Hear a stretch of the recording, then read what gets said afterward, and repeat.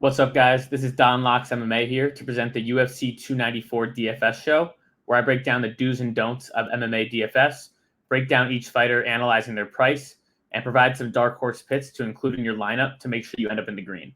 This video is presented by the MMA Minute, your one-stop shop for sports betting content. So if you haven't already, please make sure to leave us a like and a follow.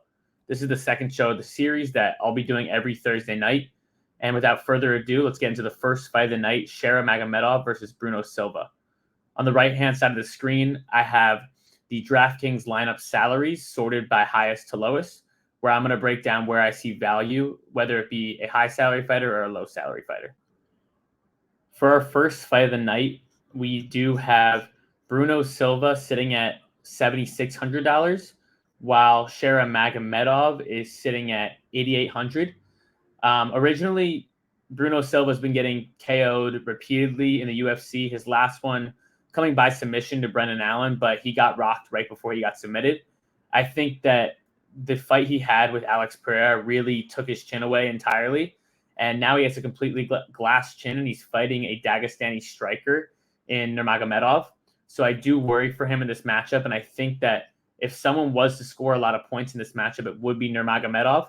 But Bruno Silva also does have crazy KO power, and $7,600 is tempting. If you need an underdog to round up your lineup, I would consider playing him. But overall, my read in this fight is Nurmagomedov by round 1 KO, and that $8,800 price tag does make sense to me. For our next fight of the night, we have Dudakova going against Jinh Frey. I think that Dudakova is definitely the side here, as she's minus 550 in the fight. It makes sense that her tag is $9,200. $9,200 is expensive for a women's MMA fighter, but Dudakova is a finisher. And as you could see in the Polyana Viana fight against Jinh Frey, she can't take a hit anymore. She's an old fighter, and she's very low level for women's MMA, I believe. So I wouldn't blame people for banking on Dudakova here. As you see, she averages 121 fantasy points. She's good on the ground, and she has KO power. So I definitely would consider playing her, especially if I don't think the public will be on her as well. For the next fight of the night, we have Mohamad Naimov versus Nathaniel Wood. Nathaniel Wood is one of my favorite fighters in this division right now, in terms of being a prospect that has a lot of promise to rise up the ranks and actually make a run at the title eventually. I think that him losing early in his career is similar to a Charles Oliveira situation where he was a little too young to be placed against such high-ranked fighters. And now he's really coming to his own. He has wrestling. He has really great leg kicks. And he has a lot of heart, as you could see in his Andre Fili fight, where he went to absolute war with him and edged out the decision win. And I was really impressed with him and his volume in that fight. And his volume is definitely something I want to touch on in DFS. I think that this fight is going to be very high pace, and Nathaniel Wood's going to be dictating that. He's a minus 330 favorite, sitting at $9,000 on the salary. Let's go check what Naimov is sitting at. Naimov is, where is he? Oh, here he is. He's at $7,200, and I think that is a very fair price for him as well. I don't see much out of Naimov. I wasn't impressed with his win over Jamie Mullarkey at all, really. I think that Mullarkey has also kind of fallen off a cliff in MMA, and when he wins, it's usually with his wrestling. It's a boring decision. His chin's kind of gone. I think that Wood is definitely the side here, and I wouldn't consider playing Naimov at any price. For our next fight of the night, we have Mike Breeden going against Anshul Jubli. Anshul Jubli won his UFC debut in the road to UFC, winning in the second round via ground and pound KO. Although in terms of someone to include in a DFS lineup, I wasn't that impressed with Jubilee's striking or KO power. I think that the person he faced in the road to UFC just didn't have any takedown defense or any ground game at all. And that's why he got the finish. So $9,300 is definitely way, way too high for me. Someone I would stay away from. You don't want to waste your money on this guy. Although he is fighting Mike Breeden, and Mike Breeden, in the nicest way possible, is an absolute can. He gets finished in round 1, but that being said, it's by McKinney. It's by Alexander Hernandez. He went to decision his second to last time out. overall, he's just not that great of a fighter. He's a brawler. I could see this fight getting ugly and him knocking out Jubli or something like that. But at 6,900, I wouldn't, even though the price is great, I wouldn't take a stab at him either. Both these fighters are a clear pass.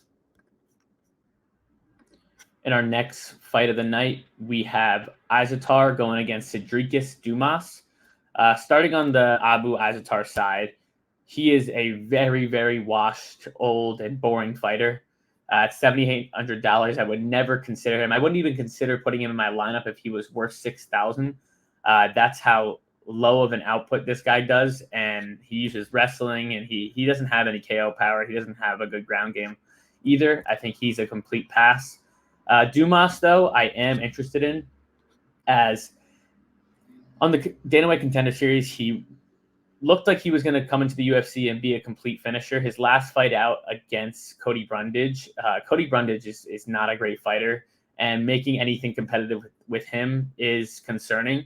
But if there was a side to finish here, it would be Dumas. And $8,400 is not too expensive on the DFS rankings. He's around the 15th most expensive fighter, so he's right in the middle of the pack. And it's someone who I think could go out there and put up an 100 to 120 point stat line. In our next fight of the night, we have Javid Basharat versus Victor Henry. Basharat sitting at $9,400. And to be clear and get right to the point, $9,400 is way too expensive for Basharat in this matchup. Basharat, don't get me wrong, he's 14-0. He's an unbelievable prospect. I think he has a bright future in the UFC. Will make his way into the rankings soon and potentially even challenge for a title one day. But I think this fight is a lot closer than the line suggests. Victor Henry is no joke on the feet at all, and he has great cardio. And Basharat, looking at his last fight against Mendoka, he didn't really pull away that much, and Mendoka was landing some pretty good shots on him, and watching Nate Maness absolutely destroy Mendoka takes a little stock out of Basharat's performance. So at $9,400, I definitely wouldn't consider Basharat here. I think this fight goes to the decision at a much higher clip than most fights. I think it's minus 225 the fight to go the distance. Personally, I will be betting that, but that's for another video. But yeah, Basharat is a stay away here at $9,400. I am considering a Henry bet at $6,800 if you really needed someone to come in. If you were using the most expensive fighters and you needed one of the least expensive fighters on the card, I don't think Henry's a bad play, just for a safe, good volume, and hopefully he gets the decision nod, but probably wouldn't put him in most of my lineups either. For the next fight of the night, we have Mohamad Yahya going against Trevor Peek. And this is definitely one of my must plays and must haves in the lineup. The public is all over Trevor Peek, despite what he looked like his last fight. Yahya opened at a minus 300 favorite and now sits at a plus 130. The money is absolutely poured in on Trevor Peek, which I do understand that Yahya probably shouldn't have been a minus 300, but Trevor Peek is so defensively liable and such a brawler. Anyone with decent counter striking should be able to get the nod over him. And I think that's exactly what we have here with Yahya. He's a counter striker with 5-round experience, and Peek is an absolute wild man. And when he gets hit in the face, his cardio goes off a cliff.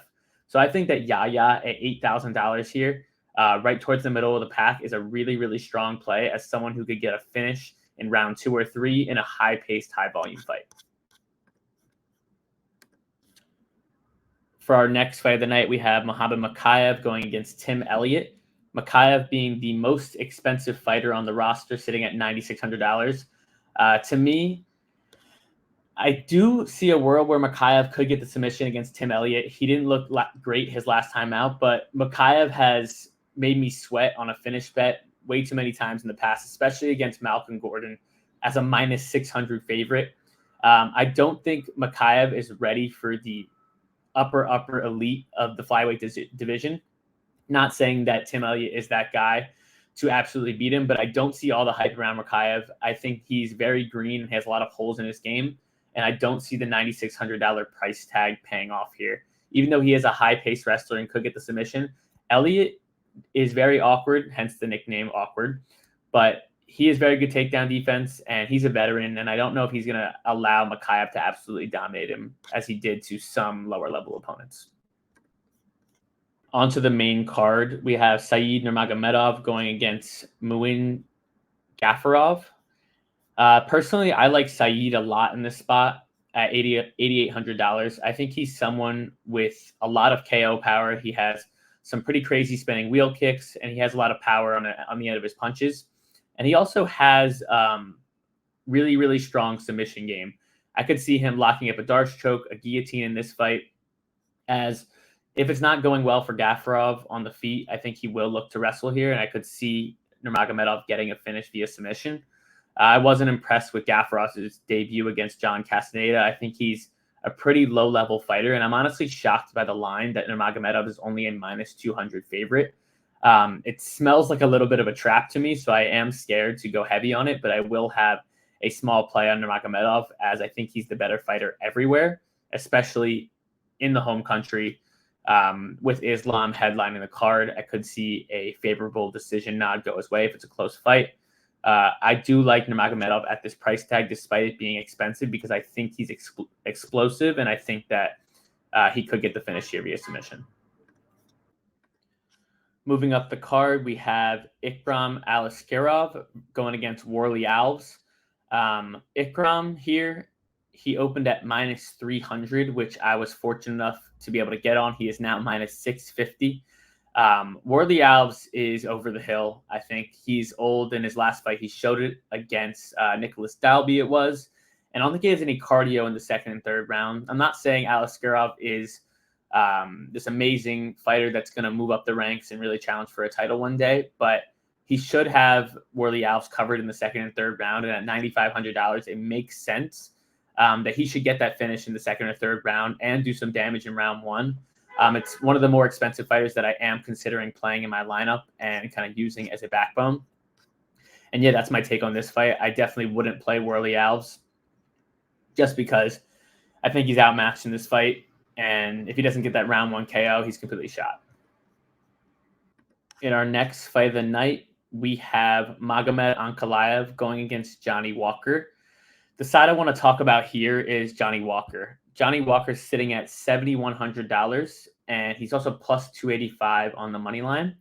I think that at 7,100, being one of the cheapest fighters and cheapest options you could have here, that would be a good play if you needed an underdog and a low-priced fighter to be in your lineup if you couldn't afford the salary. Overall, I think Ankalaev is very, very overrated. Johnny Walker is someone who is honestly going to be hard to take down and has solid jiu-jitsu. So if this plays out on the feet, obviously I'm still going to give Ankalaev the edge with Johnny Walker having a completely glass chin. But I do see a world where Johnny Walker could get this upset done, and it would be in spectacular fashion, and it would produce a lot of fantasy points. If this stays on the feet, hopefully it's a high-volume striking affair, and Johnny Walker gets the KO or submission via club and sub. So Johnny Walker is someone I'm going to be including in my lineups and one of my dark horses of the week.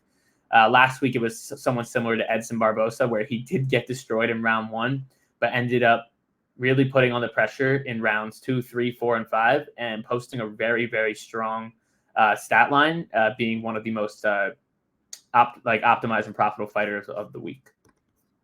For the next fight of the night, we have Khamzat Chimaev versus Usman. I'm going to get right to the point here. Chimaev is someone I'm including in all of my lineups at $8,900. I think that it's justified that he's in the top 10 of being the most expensive here just because of the way he fights.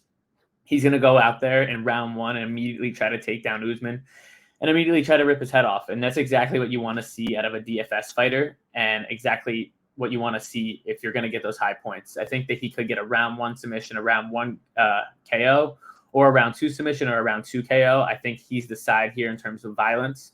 And I think that Usman's in a little bit over his head here. He's fighting a much bigger man on short notice. And I think that $8,900 is a steal for Chimaev. And finally, we have the main event, Alexander Volkanovski versus Islam. I think that if you need an underdog play at $7,500, Volkanovski is a good look. The reason I'm leaning here is because I watched an interview on Media Day from Volk, and people keep asking him, is this 12 days notice cut going to really affect you in the later rounds? And he keeps leaning towards that those later rounds will not be in play at all. He says that he knows he needs to go in for the finish early and not give Islam any respect. And I really like that of him because, as you could see in the 5th round of last fight, Islam was almost out of there. If it was a fight to the death, Volkanovski's coming out on top. So I like Volkanovski to potentially get a KO in round 2 or 3, maybe even round 1 and go for broke. But if he doesn't get that finish early, I don't like him in this fight. I think that Islam has been preparing for Charles intensely. Khabib's back in the corner in the home country. I definitely wouldn't throw a large wager on Volkanovski here, as I think Islam is a really well-rounded and generational talent.